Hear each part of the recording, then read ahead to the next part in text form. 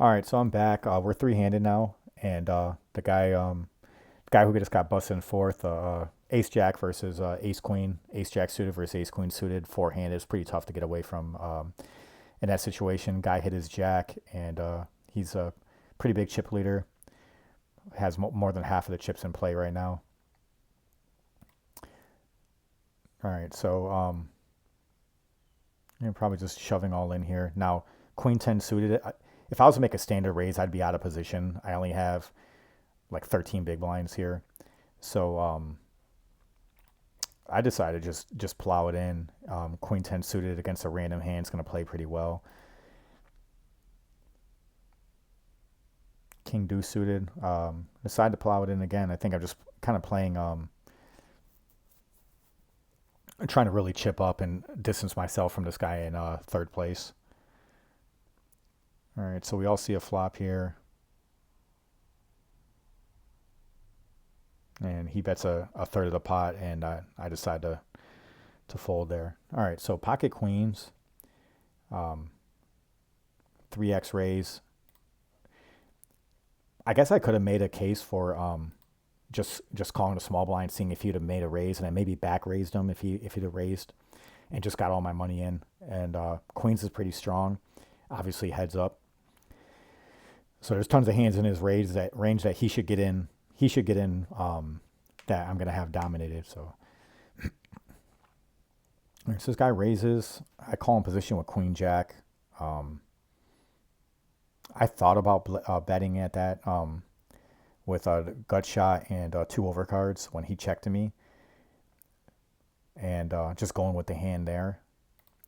But he lets me spike a jack on the turn, and he bets it out. I shove it all in on him, and I pick up a good amount of chips without a showdown, which is always ideal in tournaments. All right, so next hand, 8-5 suited, small blind. Ideally, I'd like for this big stack just to raise. I can kind of get out of the way. So this is the situation I was explaining before. So I raised 3x, and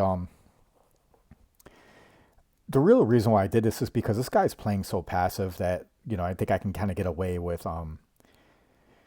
especially him being a short stack at this point, get away with him folding. It's obviously a disaster now that he calls and I'm out of position for the remainder of the hand. I do flop a gut shot, and I check the flop goes check check. I bet out the turn when the queen hit representing the queen. He goes ahead and he calls me, and now that puts me in a horrible spot. He basically has one pot left, and I check to him, and he ships it all in. Of course, I got to fold here, so really gave away a pretty big pot in that situation. Is not ideal. So now I'm back. So make a standard review with ace five, get everyone to fold.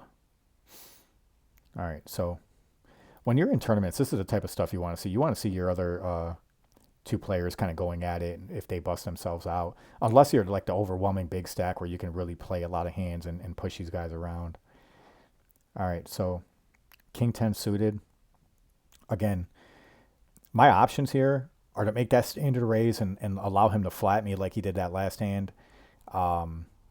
To just call and then allow him to raise me and then take a pot that way.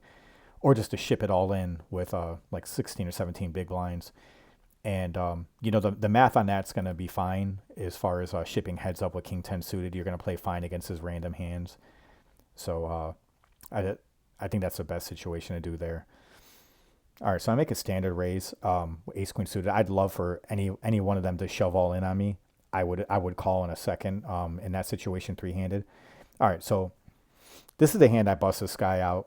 He limped in on the button, and of course I just check with queen five suited out of the big blind, three-handed pot, and I flop a flush, queen high. He flops a smaller flush, so I go ahead and bet this out. And, the betting size is debatable. I think that I bet a little bit more than half. And I think that I was just trying to get enough in there that on the turn, get them pot committed if they call. Let's say if a big stack called with just a king of hearts or ace of hearts or something like that, and a good card comes to me in a turn, I can just go ahead and get it in on him.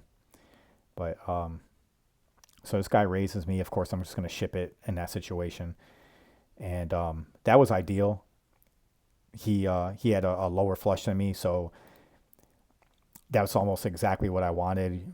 You'd hate to see him having just like the ace of hearts, obviously a higher flush, but just having ace of hearts to where he's drawing on me, or two pair where he's drawing on me. That was the ideal situation. So now we're heads up against this guy, and I make a really, really stupid heads up play. Basically, just trying to make a bluff on him. I should have waited this guy out. He's very passive, and I could have picked a better situation. So he makes a 3x raise. I got 7-5 here. I think I don't remember what exactly happened in this hand, but I bet out my gut shot, and I think he had a gut shot too, and he called with that, but he had a king high, king 7, if I remember correctly. He checked behind queen 7, so he rivered the second pair to queen. He was ahead anyway, so 10 deuce suited. I decided to call when he 3x raised. Maybe I should have just folded this and just kept some of my chips available to me to when I did have a bigger hand. Even though I had position, this is not a very good hand, especially him representing strength with his raise out of position. Again, he's a passive player, so I should have recognized that he had a pretty good hand, even though most heads up is you got to play a lot of hands. It's something maybe I should have considered folding there. All right, so I was pretty much just trying to trap this guy. I turned top pair with king 3, checked to him, he bet it out, and checked to him. If he'd have bet it out again, I wouldn't have raised him. My hand is obviously really not that strong, but I definitely was just trying to induce a bet out of him. He could have had any random queen and still thought he was ahead there enough to value bet, and I'd have just called. But I mean, he could have also had any bigger king than me. Well, excuse me, no. We'd have been if he had like king 9, king 8, it would have been a split pot, but it's still not worth making a value raise there, in my opinion, anyways. All right, so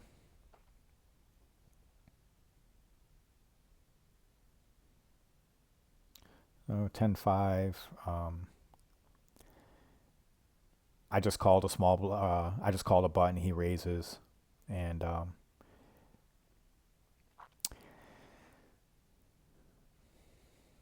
right. So actually flop a straight here.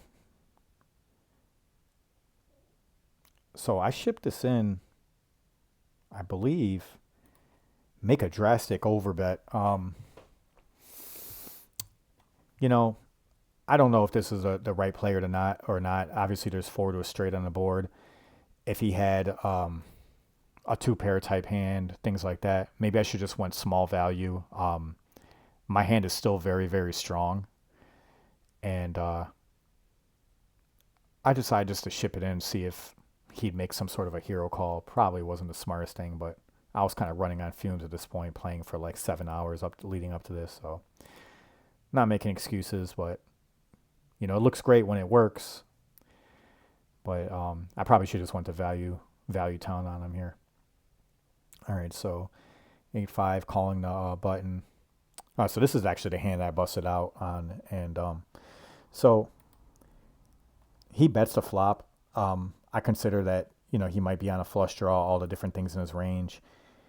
I don't think he's leading out with a 4, just based off the way he's been playing. And so I decided to call, and I decided to just float him on the flop and then get all the money in on the or bluff him on a turn.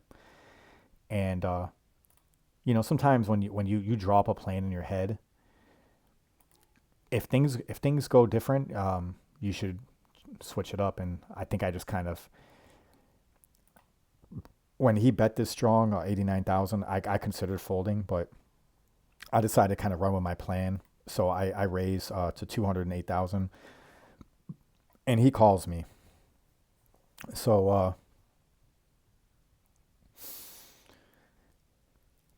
he has a king. I think he had king five. Now, when this ace hits the river, I pretty much at this time just say, I'm invested to this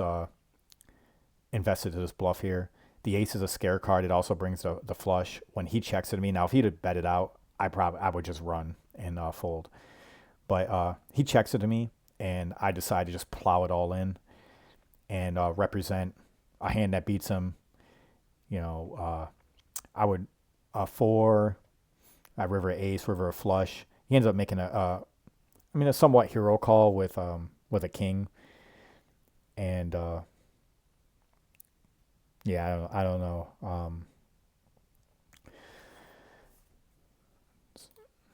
think he tanked for a little bit here, so he ends up calling me with king five, and see the ace. If rewind this real quick. So the ace basically negates his kicker issues. So if he put me on king queen, king jack, things like that, he's now going to have a split pot. Yeah, I don't know. I mean, I think that against some other players in that situation, maybe I can get through with that bluff. But I think I probably should have considered some other options after he called the turn bet. Maybe I just shut it down. I still had a good amount of chips. He didn't really come off as like a super strong player to where I had to make a move like that. I could have maybe waited him out, but things happen. So, considering I started this final table as a chip leader and had some turmoil early on, lost a couple all-ins. Still a very good outcome. Finished second place. I ended up winning, I think, about $850 or so. It was a $40 buy-in. So $837 on a $44 buy-in. So profited a little bit less than 800, about $790 or so. So yeah, I appreciate watching. If you watch this video up to this point, feel free to leave any comments about the different play or any other videos you'd like to see me do. I've been streaming Saturday nights on Twitch. I am actually a truck driver, and so I'm on the road typically Monday through Thursday, and I play poker tournaments on the weekends. So I'm going to start streaming more, going to put together some tournaments. Also looking to play some World Series of Poker events. I do live in Las Vegas, so it's right here in my backyard.